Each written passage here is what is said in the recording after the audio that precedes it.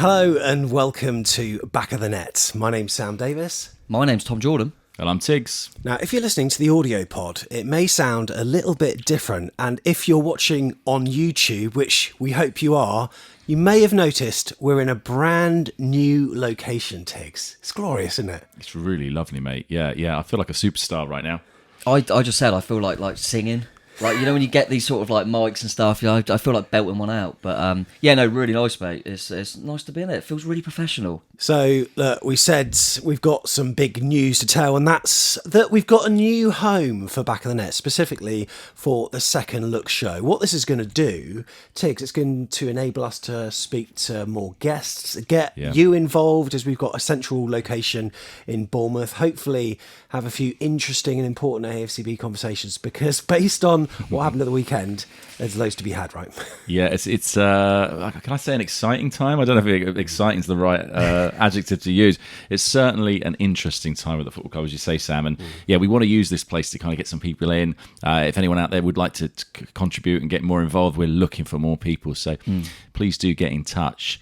Yeah, I love it. There's definitely more to talk about at the moment, isn't there? So get a comfier place to go and do it. Do you know what I mean? We're going to have a lot to talk about, I think, over the coming weeks, mate. Loads to talk about. So we're at the Basement Studio. We're in the centre of Bournemouth. And if you don't know who they are, take a look around. They cater for musicians, producers, voice actors and podcasters looking for a professional environment to record, mix and master.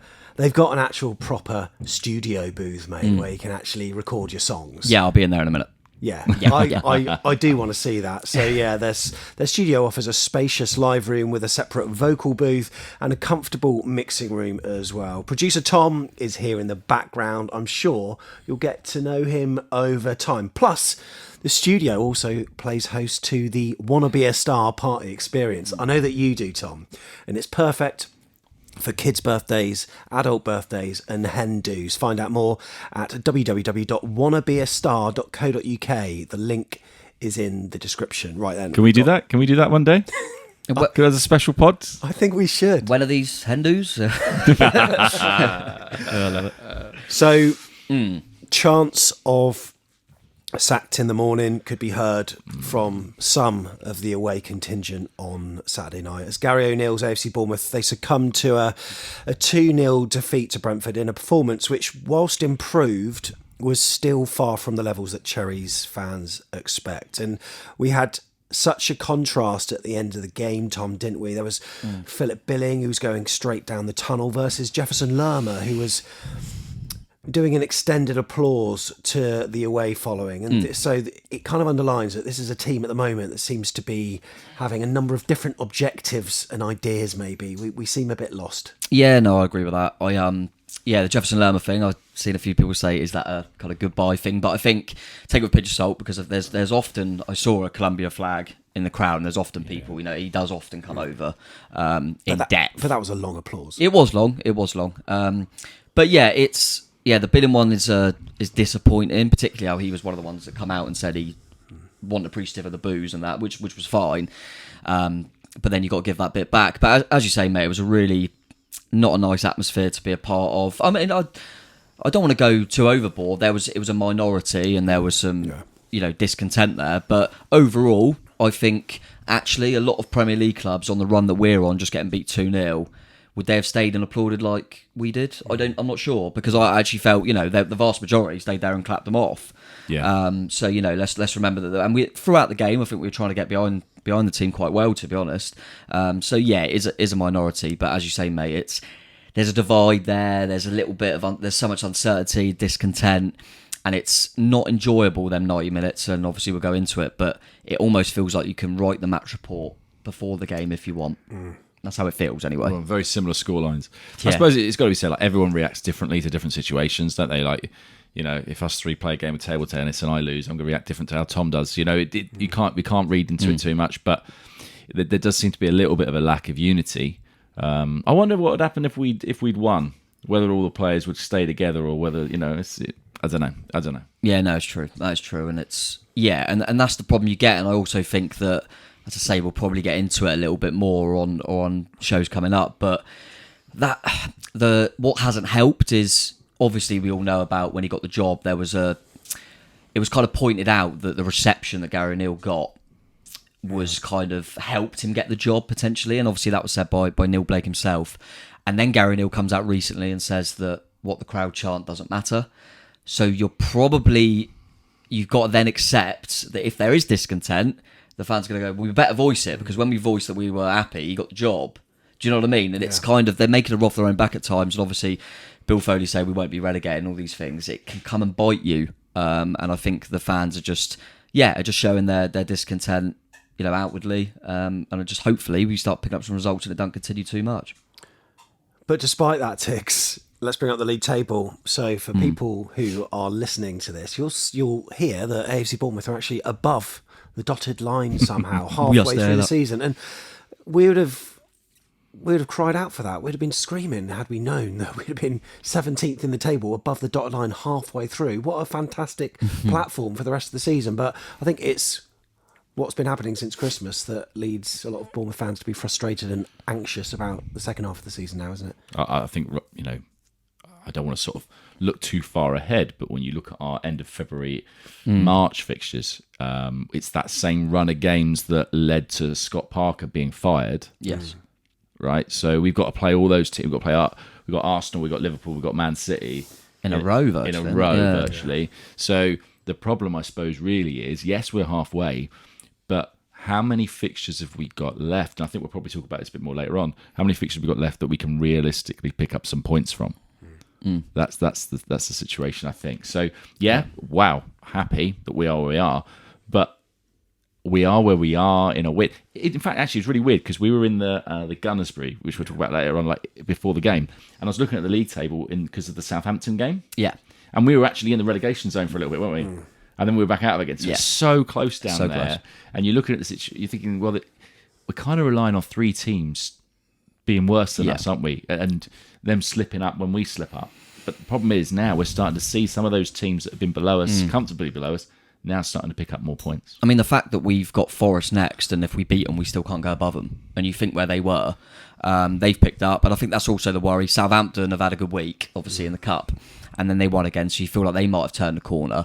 And then the other two teams who are probably just as poor as us at the moment in Everton and West Ham, there's something about them clubs that just makes you think if anyone's going to get, they're going to have more armoury, they're going to have better quality, they're going to, they might change the manager, but they might have a potential to have more of a bounce and all that stuff. So I think, put it this way, I think if you were a neutral and you were given £1 million and you had to choose one team to go down to get the £1 million, you would put it on Bournemouth right now, and that's just a simple fact of it. I had a little look and was trying to be overly optimistic about the games got coming up and how many points that would leave us on, and it was 31, which we would go down. Yeah, of course. And that was me being quite optimistic in certain games. So things need to change, mate. But as you say, currently, if the season end, we would somehow survive. But I think it's the run, and it feels like, I think I've seen a few people say it, sleepwalking towards relegation a little bit. That is how it feels. It's a number of factors, isn't it, with how poor that we've been playing, but also the contrast, as I've said many a time, with this fairy tale in waiting that Bill Foley seems to be painting about what could happen off the pitch, which sounds great.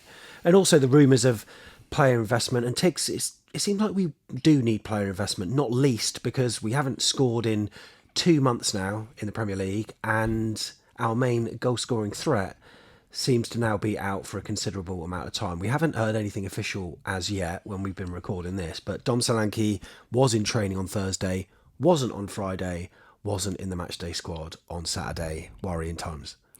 I don't know if the question was asked. Has anyone heard whether the question was asked to Gary O'Neill about Dom? Because I'm finding now increasingly, certainly over the last kind of 18 months, that the club's stance on injuries is we're not going to tell you. Yeah, Lloyd Kelly was out forever, wasn't he? Yeah, exactly. And is that to bamboozle the opposition more than anything else? I don't know. I think it's trying to make sure that people's heads don't drop. But at the end of the day, if you lose Dom Solanke from this team, and we've been saying this for 2 years, you lose a lot. You lose a lot more than just a player. You lose the way that we actually attack. Yeah. And Kiefer Moore, I think, wow, great player. If used in the right way, you've got to change the way that you play the game. And have we got that? Yeah. With this veil of secrecy, I think we perhaps need to be asking the question not to Gary O'Neill, but to Bill Foley, because he answers every question. Yeah, it's true. Yeah, he does. That's a good point. Yeah. I think the worrying thing without knowing, the Dom thing is all they said was kind of that no one was near him and he felt something in his knee. And you hear it a lot. It's almost more worrying if it wasn't a tackle, no one was near him, and something just went. And also, Marcus Tavernier was starting to show some form, and he's out as well. You'd almost argue yesterday. I know Smithy was obviously a suspension, so we'll have him back. But on a consistent basis, you almost look at Smith, Tavernier, and Solanke as 3 kind of nailed-on starters and players you can rely on. So to be without them all was obviously a huge blow yesterday. And yeah, it was a shame, but I still look at the team and feel like they've got more than enough to do. We need investment and we need some players in, but should be performing better than they are.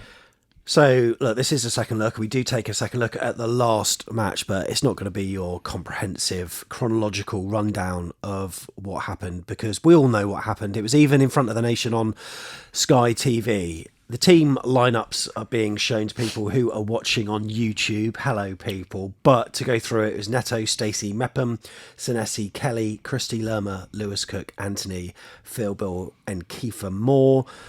And then we've got the match timeline of what happened. So in brief, Tiggs, Tom, the first part of the game was actually quite good. We had a lot of the ball. We looked relatively sharp, but we weren't really doing much with it, which seems to be our style at the moment. I'll tell you what really I did feel really happy about, and that was the return of Neto. To have Neto back. Experience. The defence looked so much calmer. And that's nothing against Travs, by the way. I just think we needed a change, and it just came at the right time. Or at least that's what I thought in the early moments of the game anyway. But yeah, I thought we looked quite comfortable. I don't think either team really were doing anything that was going to be leading to a goal at any point. It was just kind of a lot of, who can hold on to the ball for the longest. But it was all right. Yeah, I think it was just that. I think both teams, weirdly for Brentford, because obviously having a decent season, but it looked like 2 pretty poor average teams, to be honest, that neither of them they were both kind of having a bit of a go, but neither of them had enough quality, it didn't seem. But unfortunately, it does feel like that's kind of been the way at the moment, and we've done okay, but you just think we don't look like scoring. We just don't. Ever since the break, I don't think we've looked like scoring. I was thinking it, and over the weekend I was thinking, since the break in the league, maybe Jadon Anthony's against De Gea where he tipped one over the bar. It's probably our best chance. We haven't really had any amazing chances in God knows how long, and that's the worry. And the problem is with the confidence and what's going on at the moment, you always feel like we can concede. Was it a pen? Let's just cut straight to the chase. Tiggs, it was a good spell of play for Brentford. They felt like they were getting into it, and then there was a do-si-do, I think we said on the vlog. We didn't include that bit of footage, but it was like Senesi and Ivan Toney were doing a bit of a barn dance. Yeah, or some kind of like wrestling move, like a hip toss or something like that. I think really, was it a penalty? Okay, if you just look at the last part of that where Toney goes down, you can understand that's a penalty. If you look at the whole thing in its entirety and when that kind of started, that phase of, when they linked arms and stuff, if that happened on another area of the pitch, I could definitely see that going as a foul against against Toney for doing that. But because of where it is and because of the way that bit ended, I'm a bit baffled by it really, because I think if you're Marcus Senesi, how do you react in that situation? What else can you do? Someone hooks your arm, even by trying to shake Toney off. Toney was going to get a penalty for it. So I don't think there was a way out of it. No, I mean I don't think it's a penalty. I think if you're a Brentford fan, you say Ivan Toney's been very clever. Very clever. He linked arms with Senesi, as Tig says, and then waited till he got in the box and then kind of, But Senesi doesn't do anything if he hasn't had his arm locked by Ivan Toney. And Gary Neal said it, and people have said it in an age of VAR, how they don't look at that and go, oh, by the way, Toney fouled him first, so you might want to look at that. I honestly don't know. I can't get my head around it, but yeah, not a fan of the ref. Had another bad game, but not a penalty for me. So another set piece that we've effectively conceded from. Yeah. Well, I suppose technically, yeah. Yeah, I mean, I thought that penalties were basically just fouls in the penalty box, but it seems to be that penalties are like an upgraded superior thing, whereby if it turns out that the foul happened beforehand, if it carries on into the box, it is a pen. But it was committed by Ivan Toney outside the box, and you could argue for the sake that Senesi carried it on inside the box, but he was just being dragged along. Yeah. Like you said, it's a really difficult one, and had Jarred Gillett given it the other way, I don't think VAR would have overturned it. No it's chance. one of those things that's open to interpretation, isn't it? So Ivan Toney stepped up, put the penalty away. Stepped up being the operative word, because all he takes is one step. But you know that he's going to score. You probably put money on it. But yeah, okay. So half time then. I'm chatting to a few people on the vlog. Some people are actually still optimistic. They got Forest vibes about it, but I don't know. I'm not sure. I had the same feeling. I don't know what you think, Tiggs. I felt that because Brentford weren't brilliant, and they didn't have loads of chances, and it was a penalty, and it's 1-0. You just think if we could just keep the game going as it is, you never know. It's 1-0. We could put a ball in the box. We knew we had like Dembele to come on. We thought we might have Zamora to come on, and we might just be able to. They might sit a bit deeper and try and hang on for a 1-0. And who knows? We could nick a point. I think when it's 1-0, you're in the game, aren't you? But would I have? I keep talking about betting at the moment. Don't know why. if I had to put a bet on it at half time, I would have said that Brentford will see this out just because of the way it's been at the moment, and we're not testing the goalkeeper enough. But we weren't out of the game. I think there was a little bit of a blow, wasn't there, with Lewis Cook having to come off. Was a blow, and that would affect us, because if you're leading 1-0 and Lewis Cook gets injured, you go, well, that's not too bad because Pearson's more suited to without the ball. But because we needed Lewis in that second half, but a little side note, I actually thought Ben Pearson come in and done his job like he always does, to be fair. But I don't know what you thought, Tiggs. I can't say I was confident, but I wasn't. It's 1-0. I think the thing is that we haven't been getting the rub of the green anyway, and we've not been playing well. You need one of them to go your way, don't you? And if we're not going to test the goalkeeper, you need a bit of luck. And it just felt like Brentford got the luck on that penalty, and we're getting nothing. So I'll be honest, I went into half-time a little bit like, I'm going to come out, I'm going to cheer for the boys, I'm going to give it my best. Yeah. But are we going to be able to get anything out of this? I didn't think that we would. There's been some footage that's been going around on Twitter. There's some screen grab from Sky. Since when did they start putting cameras in dressing rooms in the Premier League? Oh, yeah. Yeah, I never seen that before. So there was a bit that, it had about 10 seconds of Brentford with Thomas Frank doing a team talk, all the players sat down listening. And then it scrolls to Bournemouth, where there's players walking about, there's people doing keepy-uppies, everyone's everywhere. Hard to judge, though, isn't it? Because it could be a different moment in time. They could have sat down 20 seconds later. Exactly. Yeah. I mean, they haven't got a timetable. No, exactly. You've got to do your team talk at this time. We just don't know what. But there's some people looking into that. They will do. That's what happens when results aren't going your way. You look into everything, don't you? And you would say that it's a relaxed dressing room if it was the other way around and we end up winning. If we win that game, look how relaxed the players are. They're not. Look at the Brentford players all sat there like they're at school. Yeah. So it's unfortunately, and Gary and everyone at the club will know, they've been in football long enough to know that's what happens when things, as Tig said, when lucks are going away, when performances aren't great, results aren't going your way. You look into everything as a negative, unfortunately. Can you recall a time where Bournemouth just looked so uneager to score, Tiggs? I think even Matt Holland, actually, on the World coverage, he kept pointing out how we always took the ball into traffic when we pressed forward. We just looked really blunt. And given the weapons and given the armoury that Kiefer Moore has, why are our crosses so bad? I don't think we play with a lot of width anyway. No. I think we've kind of, even under Parker, we wanted to kind of keep it quite narrow, and then as you get into the final third, expand. But we don't get up there enough to make that happen. No. We don't look for each other. We don't move around as much as we probably should, and we don't move the ball quick enough. So if Jayden Anthony gets in the right position to be able to then cross the ball for Kiefer Moore, we're not spotting him quick enough. By the time he gets the ball, we get closed down, and then he runs into traffic. That's what he does. It's so predictable. It is so predictable. I think I tweeted it that, what is it, insanity is doing the same thing over and over again, expecting different results. It's we're set up in a way, we all know that, and it's been very, even Gary Neal said it recently, that we're ending the game better when he's made subs, and Dembele in particular has come on, and we showed a bit here, but then we start exactly the same again that we weren't doing well at. I don't understand. The way we're setting up is not set up to be brave, to be expansive, to create chances, to give Kiefer much. It's to nullify the opposition as best we can and feed off a few scraps, keep it 0-0 as long as we can. And unfortunately, we're conceding silly goals. Obviously, this one was a penalty, and then we haven't had anything to hang on to.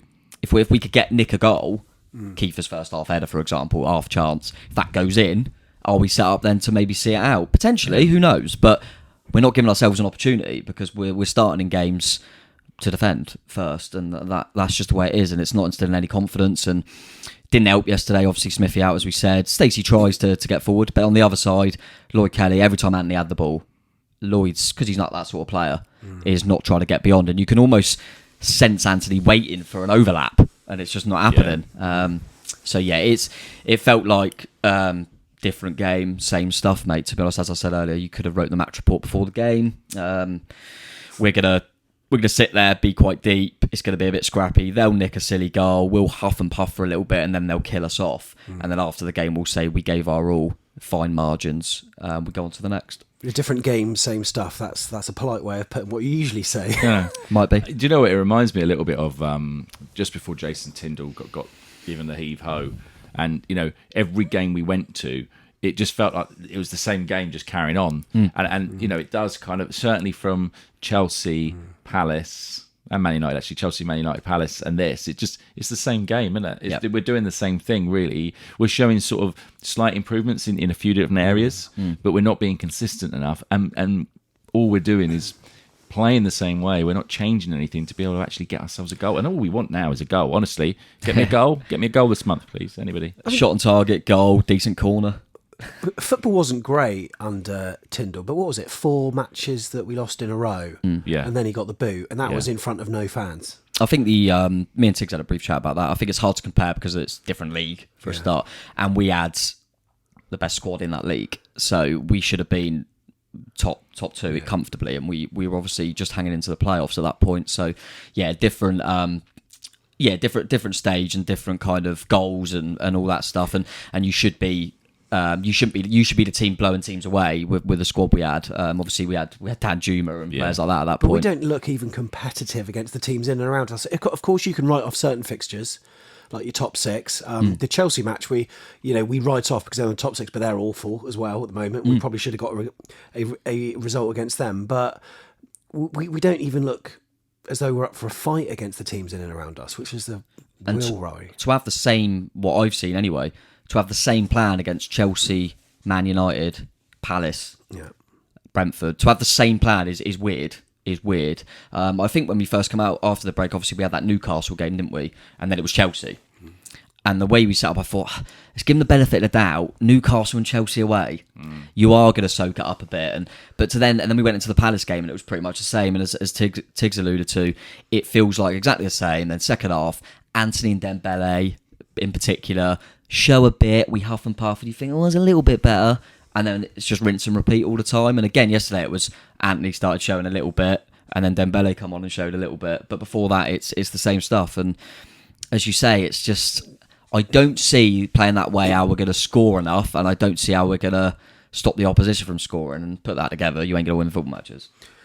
So after the game, Tiggs, I didn't think there was much in the game. I thought the boys gave everything. We worked really hard and created good moments, but we didn't quite get the rub of the green. The boys were unfortunate with how it went this evening. I don't think there was anything in the game. We created some chances.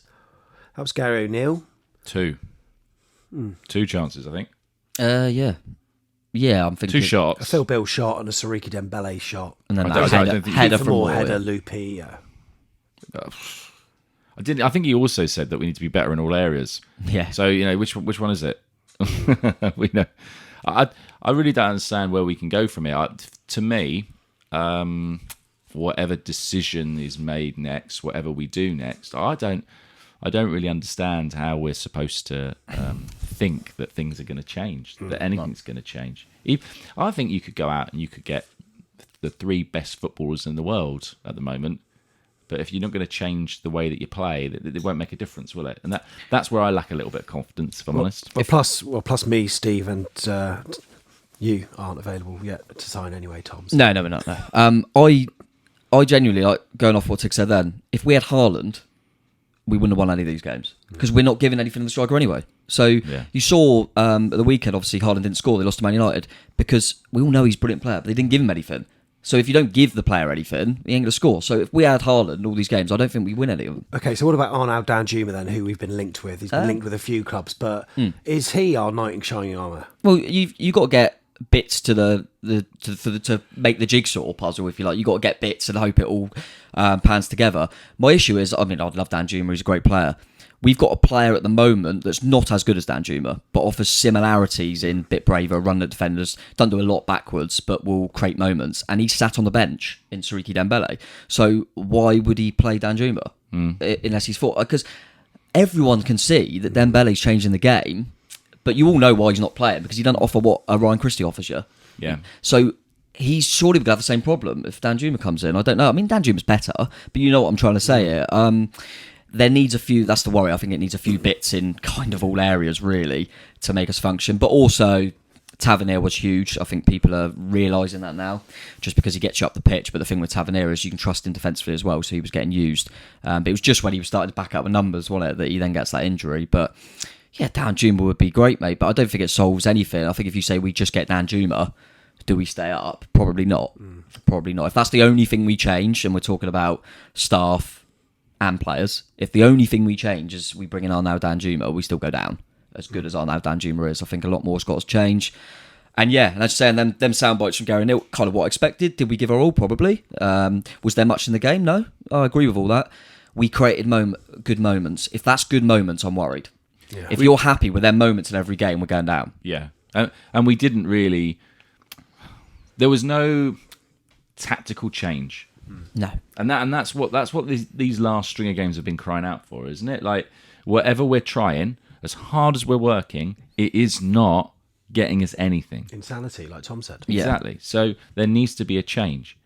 Whatever it is, if you just hit the ball into the channels, go like Sam Allardyce, stick it in the corner.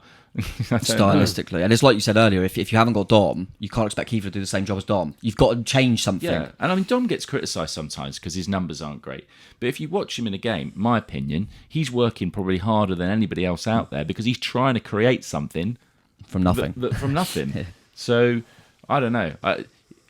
Going forward now, it looks like if Dom's out, we've got to play Kiefer more. So how do we make the best use of Kiefer Moore? And if we're not thinking about that, then I don't know where else we're going to get a goal from. And I was saying that Kiefer, he's not actually... I actually think Dom's almost better at holding it up and bringing players into play. Kiefer's good at the flick-ons. Yeah. And if you're going to play up to Kiefer, you get pace in and around him. You get pace in and around him.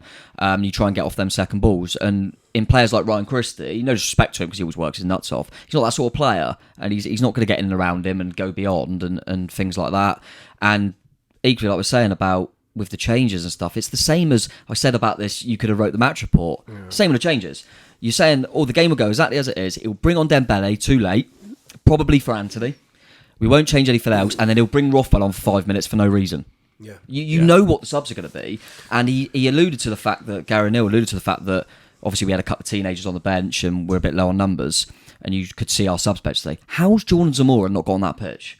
How has he not got on that pitch? I can't get my head around it. And I'm not saying he would have saved us and we would have got something out of the game, but he had to come on. Jay Nanty was running into cul-de-sacs at times, but even despite that, he managed to get the ball across a few times, which is all credit to him. But sometimes you just needed that extra man. We needed a partner down there, and this is not me having a go at Lloyd Kelly. Lloyd Kelly's not that sort of fullback. And I don't mind Lloyd Kelly starting the game at left back. Don't mind that at all. But you've at some point, you've got to look at the fact that we're getting the ball to Jay Nanty, and he needs someone with him. And him and Samura work so well together, I couldn't get my head around it. And the thing is, and this is what we've come to realise, certainly since the World Cup, this team, no matter how hard they work, they've got a mistake in them. And if we're not going to score goals, we're still going to concede them. I just don't see that changing. And that's because, well, I don't know, is it concentration? Is it, you try and be brave and it goes wrong? I don't know. But we've got mistakes in us. And confidence levels are low, which never helps. That'll add to that. I've said it recently, obviously we didn't, I know technically a penalty, but it's with the set piece thing at the moment. I always think if you have that run, every set piece is in your head. We always concede from set pieces. And I just think at the moment, they know that we ain't got many goals in us. Yeah. So defensively, we're going, we can't afford to do, oh no, what are we going to do, etc., etc. So yeah, it's all put together. It doesn't see you winning many football matches, does it? So, some things need to change. And confidence levels are on the floor at the moment. And that's where I just really think we need to just nick a first goal somehow. As you mentioned briefly, that Kiefer Moore looping header wasn't really a chance. If that somehow goes in, it lifts everyone and it's something, we've got the rub of the green here, that's gone into the top corner. we're not getting that either, and we just need someone to hit someone's bum and go in. And It's a mentality thing though, because they came out a lot better in the second half, didn't they? They came out with a lot more fight and enthusiasm. Ultimately, it wasn't good enough, but they showed more, and it got us going as a result. So yeah, just imagine what a goal would do. Yeah. But despite the second goal that we conceded, Brentford didn't go on to score another. They possibly could have, but then towards the end of the game, Tiggs, you're hearing murmurs, which then turn into scores of people singing "Sacked in the Morning." Yeah. Gary O'Neill, your football is shit. Yeah. There was another one as well. Yeah. That's not great to be hearing, is it? And there were fans turning on each other up there, and some Yeah, people were chatting to you, even saying, "Look, I do think that, but there's no way I can sing that." And we certainly respect that. I don't think that chant helps anyone, but it does underline the frustration within the fan base. Everyone can see what's going on that pitch. We're not close to being competitive anymore. I think you're right, Sam, in that you said we had a manager bounce, and I do believe it. I think Gary O'Neill's a lovely guy. And nothing should ever be taken personally, but you can't help it from his point of view, could you? Like if you hear that, he's probably thinking, I'm trying as hard as I can. Someone's given me this job here. What do you expect me to do? And I don't blame him, and no one should. And I understand we've got our frustrations, definitely, and people are entitled to say what they want to say. But you're right; it's not going to help anything. It's not going to change anything. The thing I've kind of gleaned from the Foley, what we know about him, and we know very little. Let's be honest, as candid as he is, he talks as much as he does. We know that he's his own man, and he'll make his own decisions, and we're not going to be influencing that. I really don't. The results on the football pitch, the performances should be influencing it, and he should be making decisions based upon that. But this is my worry. My worry is, what does he know about without no disrespect meant if you're watching Bill Foley? What does he know about football, and who's he got advising him? Because if he's being advised only by the people he's inherited, then we're going to continue, aren't we? We're going to continue as we are. Yeah. I don't know. And I think I said it at the start in terms of the chants and stuff. I don't like it. I don't want to see it because we're a club that I felt have always been quite together, and it's been good. And you don't want to get involved in them things. You don't want to hear that. But unfortunately, sometimes as a fan base, and particularly, that's what I'm going back to, when you know that the reception we gave O'Neill helped towards him getting the job, fans are going to think, well, I need to do the opposite, so they know that I don't want him in the job then. Yeah. And that's the only way you can really voice it at times. So I get that. Let's remember it was a minority, but I get why people are showing their frustrations in that way, because they probably feel like we need to tell them what we think. And that's an away game, and I said it before, I'm really concerned that if this next game we concede early, for example, at home to Nottingham Forest, it could get quite toxic in there, and none of us want to see that. But unfortunately, we're not the only club that will boo and do them sort of chants. And it's little things as well. I saw on Match of the Day and stuff, Everton, I mean, it was absolutely awful in there after they lost home to Southampton. Yeah. Awful, which you understand at the moment. And yeah, the boos were absolutely deafening. The difference, and it's probably, and I don't rate Frank Lampard as a manager at all. After the game, you can tell he's been around football for so long. I heard him and he's kind of said, yeah, we worked hard, but that's the least they can go. I'm not going to talk about working hard. We've all got to do that. That's our job. I get the fact, and he talks in a passionate way, and about he knows it's not good enough for this football club. Gary O'Neill, no disrespect to him, Parker was quite similar. Mm-hmm. You know what he's going to say. You know what he's going to say. You know he's going to say lads gave it their all. You know he's going to say fine margins. You know he's going to say decisions didn't go with us. And you need something. And Everton, even as bad as they've been, they're more talking about the borders. So they're kind of going, I feel for Lampard a bit, because he's saying the right things. And we don't have that at the moment. We lack leaders on the pitch. We lack Premier League kind of leadership and experience, but we also lack it in staff, and we lack it everywhere. Yeah, and that's a concern. And add to that, people like Smithy out. It doesn't help. Phil Bill went straight down the tunnel. As I said earlier, Jefferson Lerma was applauding for a while. Fletch came over and was applauding. And I saw a tweet from Chris Temple that I was a bit confused by, whereby he seemed to suggest that there was booing aimed at Lloyd Kelly, which was the reason why he went why he didn't really applaud, but also Phil Billing as well. So therefore he went straight down the tunnel. Didn't rewatched my footage, re-listened to the vlog footage where I'm recording the audio as well as the video at full time. Didn't hear that. I actually thought that we were applauding and cheering them when we possibly shouldn't have. More than any other fan base would in our position. Honestly, I get that, and we've all spoke about it. I get that you don't want to see, particularly with Lloyd the other week, you don't want to see that kind of them jeers and all that stuff. But equally, there's not many football teams in the Premier League that would play like that, perform like that consistently, and have 90% clapping them off at the end. So let's get it in perspective a little bit. Acting like, Billing, for example, and Kelly, if they're acting like they don't want to come and clap us because we give them a few boos, I don't think that's on, to be honest with you. I thought we cheered all game. There were a few murmurings from a minority, but I stood there and virtually everyone that was around me stood there and clapped them off. I don't know what you think, Tiggs. I didn't hear any boos at that time. No, I didn't. I didn't hear boos. I mean, obviously we heard the chants against Gary O'Neill, and some people are going to say that, and that happens everywhere. I was trying to think, like, when because it's not great at the moment in some sections, and if it carries on, it's only going to get worse. Like, the only thing I can compare it to is kind of Paul Groves when all that was going on. Really, it's got to that point.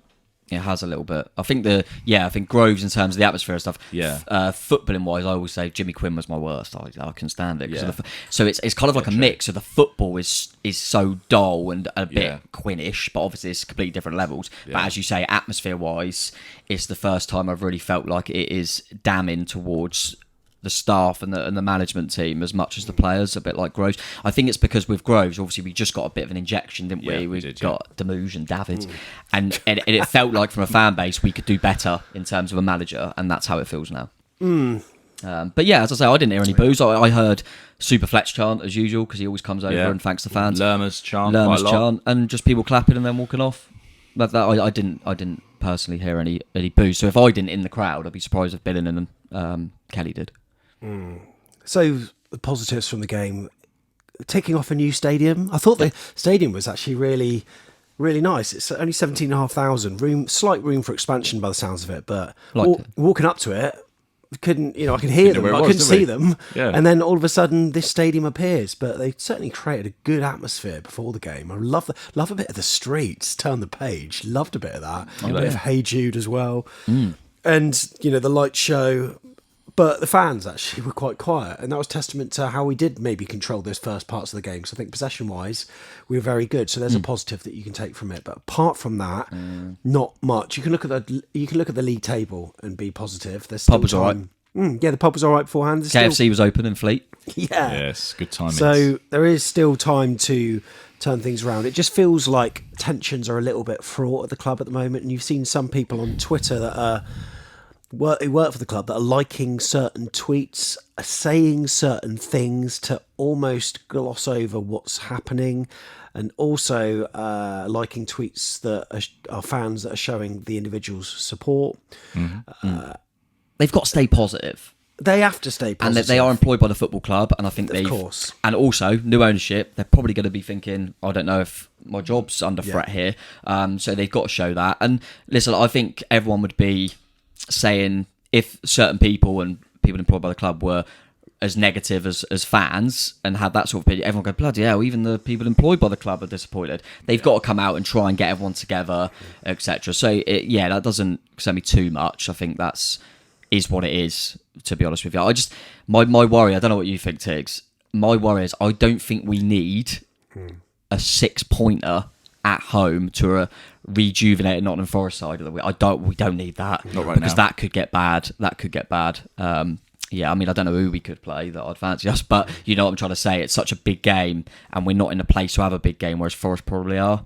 I mean, they just had one, didn't they, and beat Leicester. So, yeah, that concerns me. That does concern me. And then soon after that, I think we got Brighton, but soon after that, we're going to get our Lord and Saviour Eddie Howe back to maybe teach us a footballing lesson, and that's probably not going to be too pretty either. So, yeah, it's worrying, but can it only go up? Maybe. It can't, but it maybe. No, it can get worse. It can get worse. We can go down. I'm trying. We're going to go through some more tweets because we asked for some feedback lovely. as to and some questions for us, really, just with regards to the current situation. SW6 says, is relegation really the end of the world? Strengthen now and then again in the summer and go again. There's nothing wrong with being a yo-yo. Would be interested to know, though, whether your new owner is aware of the consequences of relegation. Yeah, he has to pay £20 million less for our football club. Yeah. Sorry. I think you've look at Burnley at the moment. Just gone down. Vincent Kompany's come in, new ideas, new kind of style of play. We obviously saw it ourselves recently in the cup game. They certainly would look back and go, relegation wasn't bad. Yeah. But there's other teams that, your Stokes, your Swanseas, that will say relegation was the worst thing ever. So yeah, I don't know if many clubs have got relegated with a billionaire owner and had problems coming back up. So I do think, we're probably the strongest position financially as a football club that we've ever been in. So we should bounce back up. It'd probably just halt progress a little bit as well, wouldn't it? It'd stop us being able to do certain things and certain players. Yeah. If we were to get, it'd put us back. We can't sell that as the thing, can we? No. We can't sell that as the football club. We've got to say Yes. to whoever we're trying to get in, we're always going to stay up this season. And Bill Foley can't come out and go, it doesn't matter if we get relegated. No, because no one's going to want to come play for us then. No. It's. But I agree. If you're going to say, is it the end of the world? Of course it isn't. But you just get new owners in. You got a decent squad. You got things are looking up. You don't want them to get relegated. You're expecting to hopefully climb the ladder. So not the end of the world, but not ideal. Cherry Aid says, hi team, I would like you to look at how, as a management team and as a group of players, they react. So how do they react to a change in the opposition's formation in game? I think you said it briefly earlier, Tiggs. I don't. There doesn't seem to be much of a change. I think there's certain players that I think help in games. So I think Smith is one, and I think Tavernier is another, and obviously they're unavailable at the moment.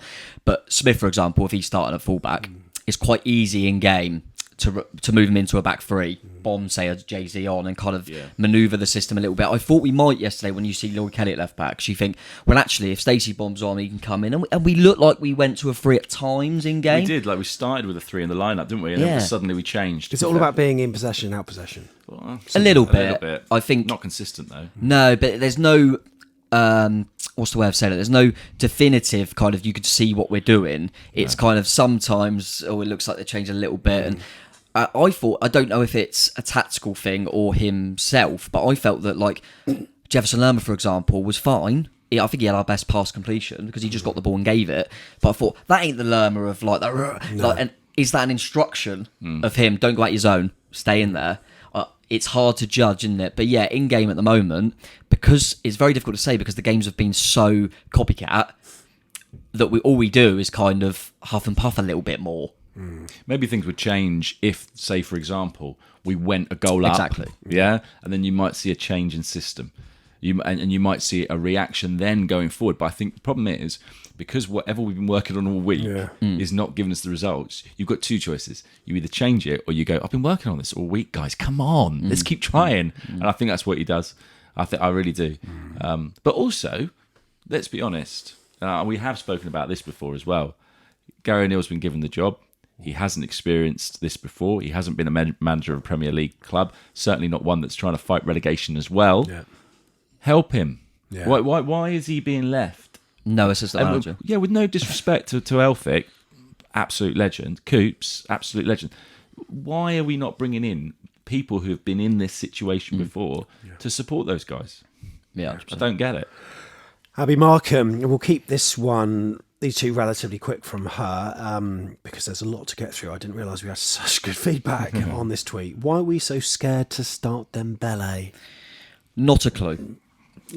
Only thing I can think of is the way he is as a manager, potentially, and Parker might have been similar, but he was when he didn't play Dembele an awful lot, is Ryan Christie is a prime example. It gives you more going backwards. We're a bit concerned that Dembele will leave us exposed in transitions. Is he a bit too unpredictable? Therefore, he doesn't quite tessellate with the team formation and the team talk that Gary O'Neill would have from the start of the game. You obviously need to be rigid, which maybe underlines your point about him being pessimistic from the off. Yeah, he's not safe. He's not a safe option. He's an off-the-cuff player. It reminds me of, I actually think Dembele's better, but people like Mousset come to mind. Them sort of players that you feel like, well, the defenders don't know what he's going to do because I don't even think he does. And he just kind of plays off the cuff all the time. And if you're a manager and you're implementing a style, maybe you don't want that sort of player because you want everyone to know their instructions and do their role to a T, and maybe Dembele is a little bit too, we'll just kind of do whatever and it might get us caught. I don't know, but yeah, I honestly would be, he's got to start against Forest. I can't see how he can't start him now. He's changed the game again. We just look like we actually might have a shot when he comes on the pitch. So yeah, I don't know. Tiggs, from James Botham, should Gary O'Neill resign now or get sacked after Forest? He's not giving you many options in terms of Gary O'Neill staying on. He's not. Do managers tend to resign? No. Is that a thing? No. Unless, I would love to say that there will be a position for Gary O'Neill at this, because we talked about this when he was an interim manager, didn't we? There's a position for him. He's not going to want to then drop down to another position. So I don't think the guy would throw the hat in. I just think he would just carry on, wouldn't he? Has he lasted longer than you thought he would? That's Abby again. What, since he got permanently? Yeah. No. I think I said to you actually, Sam, I always felt like with this little run, it's all going to be on Forest because that's such a 6-pointer. If he loses to Forest at home, I can't see how he survives. Yeah. But I didn't think that a defeat, whether I want it or not, is another story. I did not think that a defeat to Brentford would cost him his job, and I still don't. No. What about, and I've mentioned this before, what about if there was no World Cup and we just carried on? So our next game would have been against Chelsea after the last game, which was Everton. We played Chelsea the week after, whatever, and then we had those fixtures then, and they panned out like they did. Firstly, do you think he would have been given the permanent manager's role, or do you think they would have kept him on as interim had there been no World Cup? Yeah, I think if there was no World Cup, he would have kept on as interim. He wouldn't have got the job. Okay, so if results had panned out the way they have back then, do you think he'd be gone already? Yes, and mainly that's because of the January window as well. I think the owners would have come in, it had got closer and closer, and they'd have thought, maybe I need a new manager to give players to. I thought the break we all did, didn't we, work perfectly, that he's done a good job. We said thank you and goodbye, and we've got a lot of time now to get a new manager in. This is very new, this World Cup. Unfortunately, at the moment, we didn't do that, and we decided to give him the job and give him a lot of time to work with the players and instill things. We only lost 2 players for a group stage in Wales, in Mepham and Moore, so we had more than any team in the Premier League to still have the group there for large parts and work with what he wanted to. So maybe they thought that would help him. But yeah, I think if they want no World Cup break and you put all these results together, I think he's probably gone. And I think we've all said that if that Everton week was 2 weeks earlier and we'd had some of the other results after, he probably wouldn't have got it. No. I also find the whole kind of like, what's his role thing? I know, he's our head coach, isn't he? That's what we're supposed to call him. But there was a bit when they were at Christmas time, and he was interviewed, and it was like, have we got the players coming in for training on Christmas Day? And he was like, I don't know yet. It's like 3 days away. It's like, who else is calling the shots there? Is Richard Hughes giving him a training schedule and he's just carrying it out? There's a lot of oddities about it that make me think, like, is he a convenient option? Does he follow instructions well? Or is he really leading that team? I don't know. And I think the worry is you end up going back in hindsight, don't you, and going, have all the appointments since Eddie Howe been convenient? Because that's how it feels. We're going to rattle on through these questions. Tom, I'm going to give you my phone here. Right. Aging Cherry asks, we need 7 wins ideally to stay up. Where are the 7 wins coming from? Go through those fixtures, mate. You tell me where they're coming from. Well, the only fixture remaining in January is Forest. I presume that could be one of them? No, okay. Because it's the next game and the way we're playing and the way they're playing, I don't see how we win that football match. Okay. Unless they get a player sent off or something like that. Yeah. Obviously, any game, can obviously. Brighton away, no chance. Newcastle, no chance. Wolves away, point. City, no chance. Arsenal, no chance. Liverpool, no chance. Villa away, no chance. This is if we're staying what we're seeing at the moment. Yeah. Obviously, lots could change, players and staff or whatever. Fulham home, never know. They might be on the beach, because they won't have anything to play for. You've got to think of these things, I guess. They're doing really well, aren't they? Yeah. Leicester away, might nick something. We always do all right then. Tottenham away, no chance. West Ham at home is the first one I think we can win that. But will they be in the same position and the same manager? Maybe not. Southampton away, we love it there. The last time we got relegated, we won there, so maybe. Yeah. But don't see us winning away there because of the history there. Leeds at home that West Ham, Southampton, Leeds in a row. That's our bit, isn't it? Going to May, Chelsea, no chance. Oh no, we got a good record against Chelsea. No, I don't think so. Palace away, don't see it. Man United, no chance. Everton away, see what's happening on that day. But it doesn't look pretty. But that's because of the position we're in. We go to Forest and Brighton, get 4 points, play really good football, sign Dan Juma, and he scores a brace, and whatever, that could all change. It's very game to game. But right this moment, sat here, I find it very difficult to make a case for us winning many games. I can't see us at the moment beating anyone. I'd take a draw against anyone right now just to get us back on the right track, just to give us a bit of confidence, because we just look lost. I'll tell you what's weird is points wise we need a win, but I wouldn't take 0-0 against Forest because I don't think that does anything for the group. But I'd take 2-2. Yeah. I know that sounds weird, but it's showing that, okay, we've had a bit of a go there. Maybe we've been caught defensively, whatever. But at least we're, trying to give something at the other end. Weird. We've had so many. We might have to go into another show about this. We've answered Tom's question of how long does Bill stick with O'Neill thereabouts. How do we attract quality at the moment, though? Money. That's it, isn't it? Yeah, that's it. Honestly, get your checkbook out and just pay over the odds. We quickly go, a bit like the Dan Juma one, we quickly go loan with a potential to buy, because then the player knows he's getting paid by. It doesn't matter who's getting paid by. He's getting paid. He could be the best ambassador for people signing for Bournemouth by getting Dan Juma. He's the one that players are signing for. Yeah, he's like the Ake or the Jack Wilshere, isn't he, or whatever. And come here, you can get paid the same amount because you're on loan, for example. Come here, you could be a hero that helps save Bournemouth, and then we've got money to start progressing. And if it doesn't work and you go down, you can go back to your parent club. That's what we got to sell to people. We can't sell to them. We're playing great stuff at the moment. Another thing, does the manager have the pull? I always argue this with the fact that Callum Wilson signed for Steve Bruce, albeit it is for Newcastle, which is an absolutely huge club. Ashley asks, should supporters boo/chant against O'Neill? It's not for me, but I would equally say it's up to them. They, it sounds very cliche, but they pay their money and do what they want. Yeah, you can go to I've never heard it, but you can go in a cinema because you paid for it and start booing the film. You might get chucked out. People might not like you, but there's no. Do you know what I mean? There's certain things you can, once you pay the money, you kind of can do what you want until a certain point. And in football, can you boo? Of course you can. Yeah. I don't personally like it. No, well, it doesn't. In my opinion, it doesn't achieve anything unless you're trying to send a message to someone. But I just don't think anyone's listening to us in that respect. I just don't.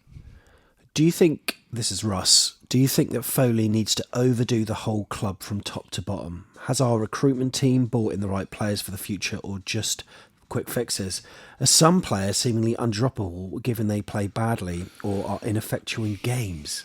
I do think there needs to be some sort of change going forward. I look at, we can't do the same as obviously massive football clubs, but I look at teams like Brighton and Brentford, for example, who you might argue are slightly bigger than us, but we've had a similar-ish journey. They seem to find players that I've never heard of, and they quadruple in value overnight. And they're just, you could just a list, and this is staff and players. We don't seem to find anyone. We found Dan Juma and Lerma, who were both successful, by the way. We don't find anyone. We maybe get a few players from the Championship, which is cool. We might get some players that, your Fredericks and players like that are maybe coming to an end, so they get a chance to play some minutes. We don't find anyone. So what's the recruitment? Is the recruitment as a whole? I don't know enough about it. This is just me, kind of voicing what I think from an outside point of view. Has it evolved with the football club and the players we can potentially get financially? I don't think it has, because we don't find anyone. If we sign players, it's either going to be an ex-player, Dan Juma, or it'll probably be Championship players, or from Lorient.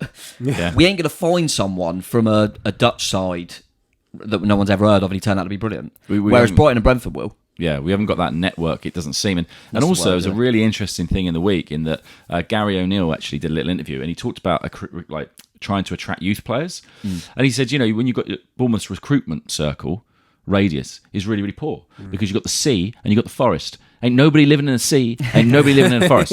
So, and he said that. Gary O'Neill came out and said that. So, when you're thinking about, Mr. Foley wants to pump his money into this great player development centre, bring these young players through, and then you've got your current head coach saying, well, you know what, it's really tricky with sea and forest around you.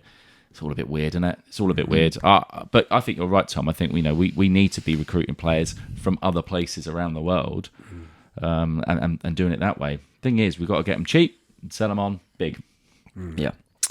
Yeah, agreed. We've also had one in from Tasha as well, and she asked about the understanding that Bill Foley may or may not have in terms of comparing it to the MLS, say. How do American owners understand our football compared to owning franchise-led MSL soccer league clubs? If you look at Chelsea with American ownership, it's gone to pot, it's gone downhill, and can't see it changing. Do they understand the league, the gameplay, or is it just financial rewards for them? Bit of both. Yeah. I think it is financial rewards, definitely. That's why you get involved in the Premier League now. That seems to be the way, and he pretty much has said that, and like, you can make some big bucks here and then sell it on.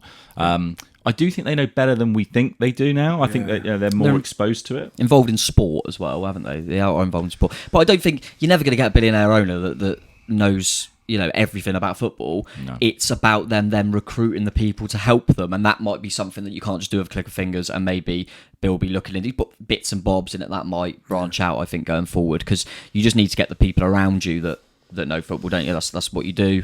People you can trust and all that stuff. So that will come, but I don't expect an owner to come in and know everything about football. They're there for financial reasons. I think he's almost bought us at the wrong time.